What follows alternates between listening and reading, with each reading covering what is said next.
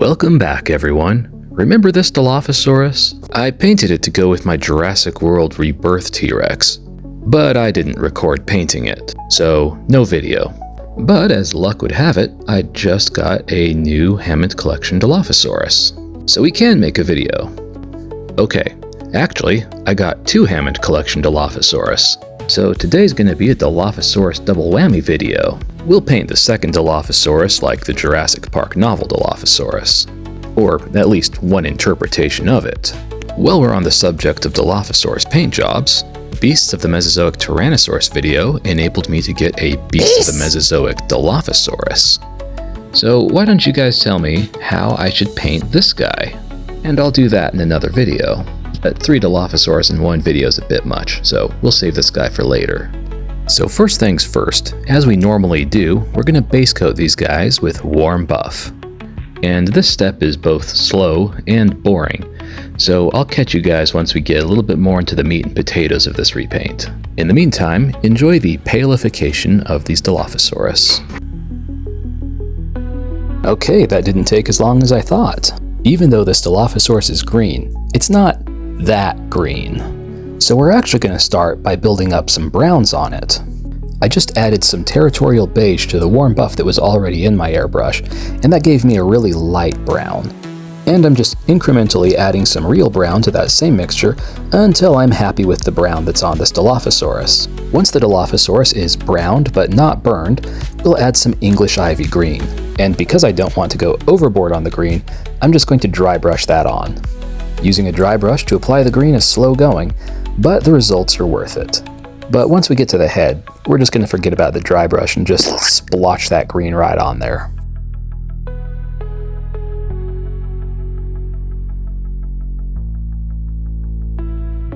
Now that the Dilophosaurus is sufficiently greened, I'm going to water down some warm buff and then use a toothpick, and we'll just drag some warm buff stripes up from the warm buff counter shading on the belly, and that'll help to break up that green a little bit more.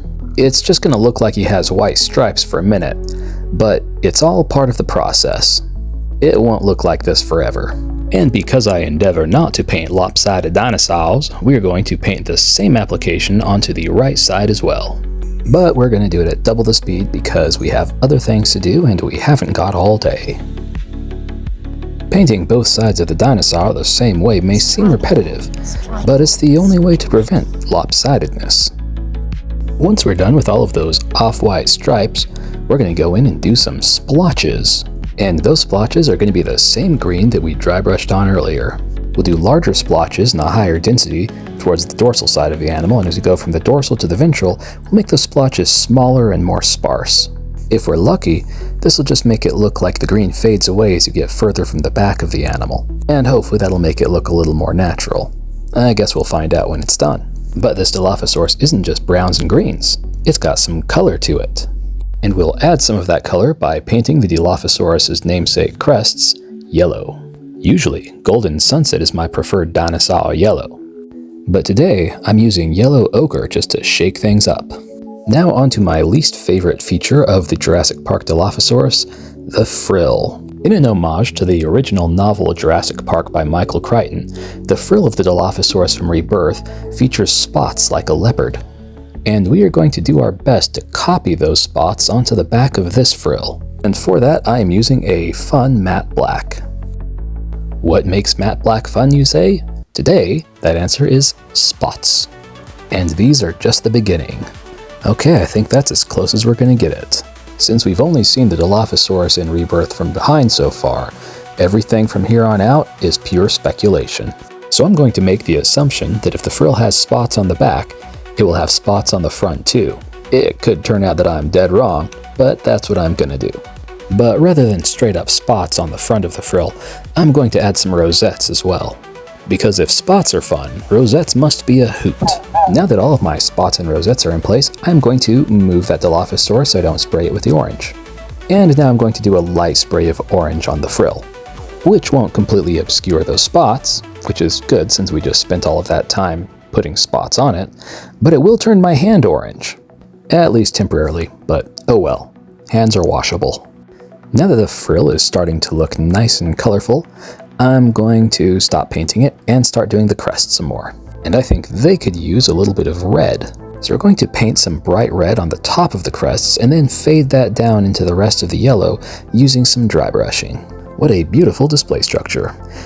Now onto that frill. We'll just airbrush a little bit of red onto that, because if Dilophosaurus is going to have two separate display structures, they may as well be consistent with one another.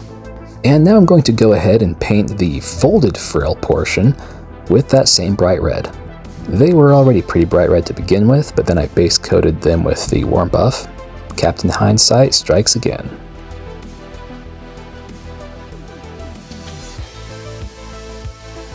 For the Rebirth Dilophosaurus's folded frill, I'm trying to make it consistent with the open frill, so I'm adding a little bit of orange and yellow and some spots on it as well. For the novel Dilophosaurus's frill, we're just going to add some black striping onto it. Okay, back to the open frill. We're going to spray the edges of that with burnt umber. That's going to help to blend in all of the colors, as well as just make it look a lot more accurate to the Rebirth trailer. Then I'm going to add a touch of green to that burnt umber in my airbrush, and just give the Dilophosaurus's hands and feet a light spray. And I'll touch up his head a little bit too, and make sure I get between that crest. Okay, hold your breath time. I'm going to attempt to paint his eyes with some metallic red. Thank God for toothpicks. Gotta love how clearly you can see my fingerprints and how fuzzy that Dilophosaurus's face is. Stupid camera. Okay, this Dilophosaurus is a menacing little goblin. And now we'll just paint those claws with a gloss black. Do claw 2.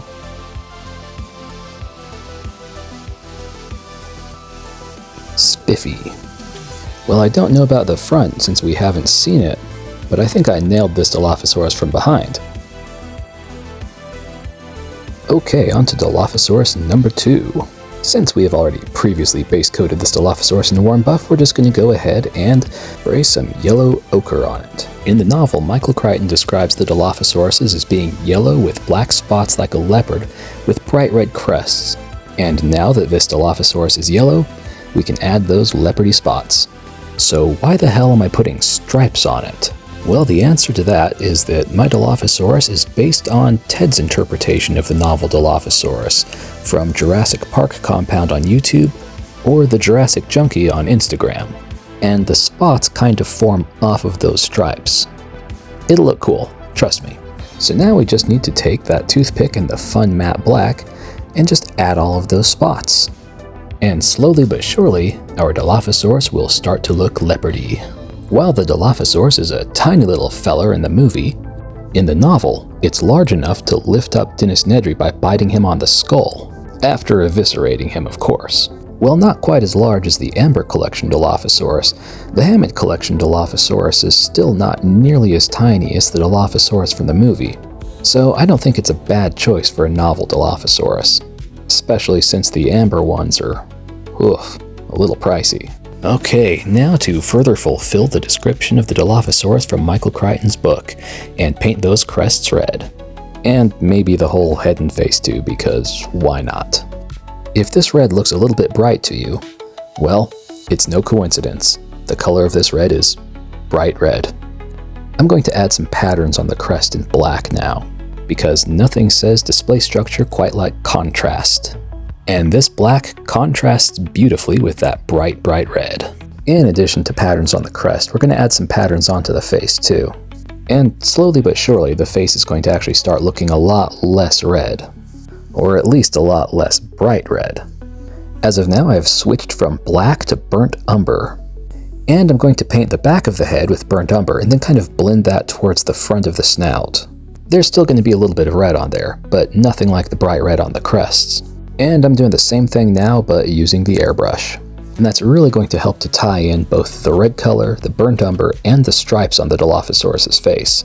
And to make the yellow color and those black spots more convincing, I'm going to give it a light overspray of burnt umber all over the back of the body. Then I'm going to add some red to that burnt umber, and I'm going to spray the hands and feet. They aren't going to be bright red, but it'll be a nice subdued red on the hands and feet, kind of like the velociraptors from Jurassic Park 3. But more Dilophosaurus-y. Now, there is no mention of a frill on the Dilophosaurus in Michael Crichton's novel, because Dilophosauruses don't have freaking frills. But the Hammond Collection Dilophosaurus does come with a frill, so we're going to paint it. And since the novel Dilophosaurus is covered in leopardy spots, I think it's only fitting if we put rosettes on the frill. Front and back, but I put them more irregularly on the back and more symmetrically on the front. The idea being that the front is a display structure, and the back is just kind of continuing the patterns that are on the body. And with some subdued red in the airbrush, I'm going to hit each one of those rosettes on the front of the frill. Because again, if you're going to have redundant display structures, those display structures may as well be consistent with one another. So while the crest is red, the frill will also be red.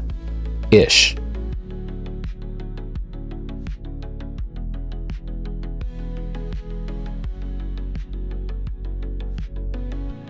On the back of the frill, however, we're going to do a subdued green color.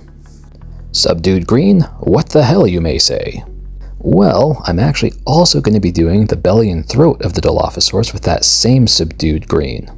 Now, when Ted painted his novel Dilophosaurus, he used a much brighter, more vibrant green for the counter shading. And it did look pretty freaking cool. But I tried to limit the bright colors on my dinosaurs. It's just a personal preference thing. I forgot to record painting the eyes and claws, but c'est la vie.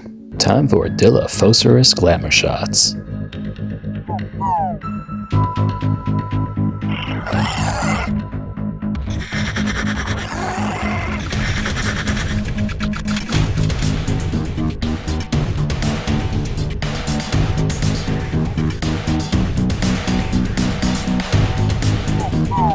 I'm gonna run you over when I come back down.